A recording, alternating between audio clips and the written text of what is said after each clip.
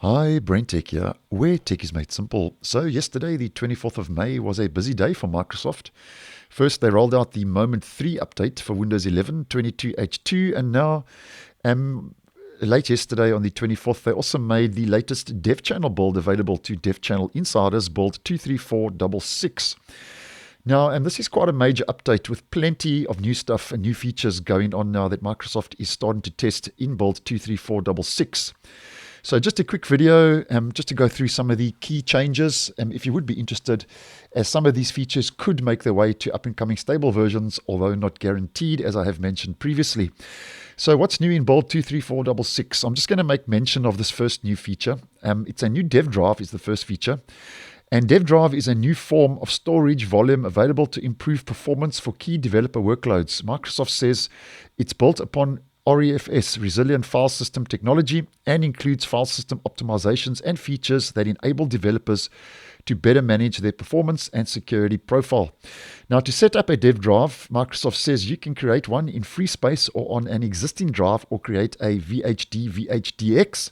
And a couple of system requirements must be met, though. A dev drive must be at least 50 gigabytes or higher in size, and Microsoft recommends having 8 gigabytes or higher RAM on your device. So just take note of those limitations.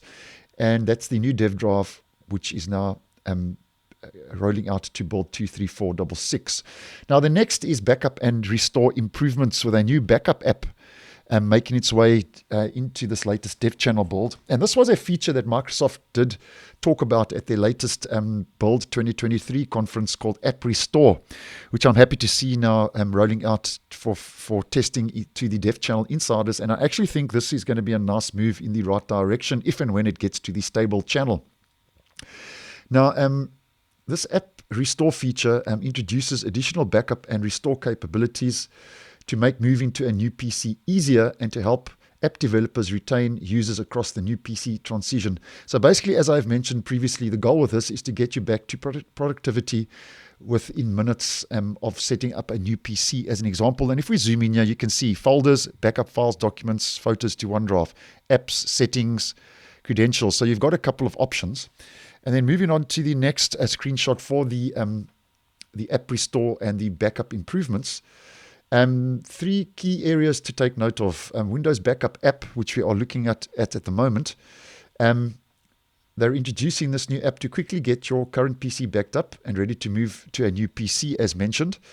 Then app pins. Your store apps from your prior PC will be pinned where you left them, both on taskbar and in the start menu. And settings from your previous device will restore to your new PC to help you get back into the flow as quickly as possible. And as mentioned, I think that's going to be a great move if that does roll out to an up-and-coming stable version, just making transitioning and setting up new PCs a lot simpler and quicker. Now, this next is regarding more voice access improvements, which Microsoft seems to be focusing on in great deal over the last couple of months. And you can now use correction commands to correct words that are misrecognized by voice access. So as an example, you can say correct text or correct that to correct a specific piece of text or last dictated text. And you can also say click number to select any option from the list, as we can see in the screenshot provided.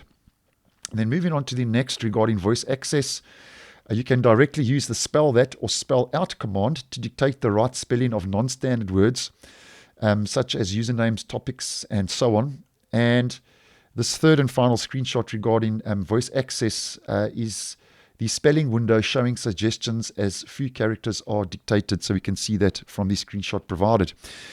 Now, this next one is regarding Narrator natural voices in Chinese, where Microsoft are introducing new natural voices in Chinese that allow Narrator users to comfortably browse the web, read and write mail, and do more, according to Microsoft. These natural narrator voices use modern on-device text-to-speech, and once downloaded are supported without an internet connection, which I actually think is a great move. Then heading to the next, these are changes and improvements, and I apologize for the quality of this screenshot, but I'm sure you'll get the general idea. This first change is to minimize distractions from notification toasts. Microsoft say they now detect if the user is interacting with toasts or not and provide a suggestion to turn the toast banners off for such apps. This will only stop the banners from appearing, and you can still find the toasts in the notification center. And this is just a quick screenshot of more or less what that will all look like. And then moving on to the next, and this is actually a highly requested feature which I have posted on, and seems that Microsoft may actually roll this out to an up and coming stable version, where they are now bringing an early version of one of their most requested features, as I mentioned, for Windows 11, Never Combined Mode.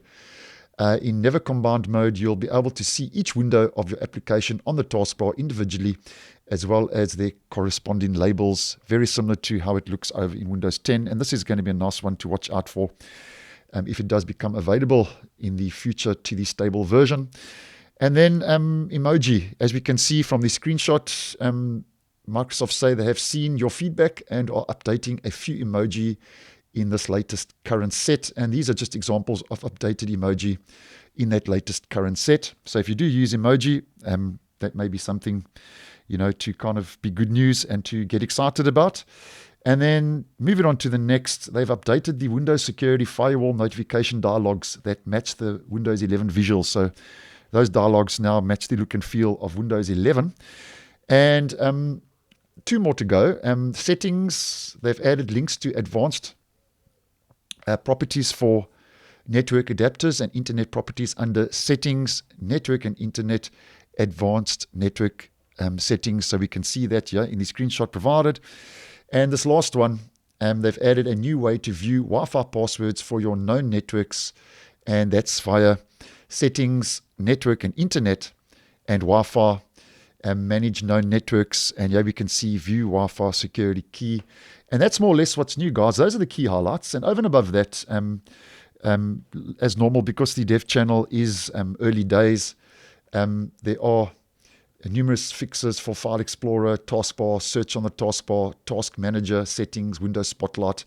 And then we get known issues because it is early days, and obviously there are going to be a couple of hiccups, especially in these early release builds that Microsoft is currently testing in the Windows 11 Insider program. So that's what's new in this latest build that rolled out on the 24th of May to the dev channel insiders, which is build 23466. So thanks for watching, and I will see you in the next one.